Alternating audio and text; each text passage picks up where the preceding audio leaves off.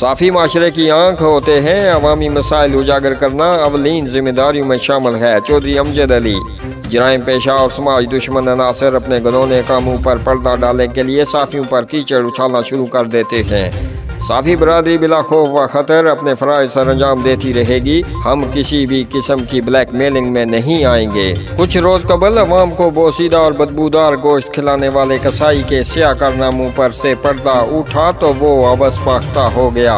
कसाई का घिनौना चेहरा बेनकाब। अवाम मकरू व फरेब में नहीं आएंगे। वाक़े की कवरेज करने वाले साफियों पर कीचड़ उछाला गया।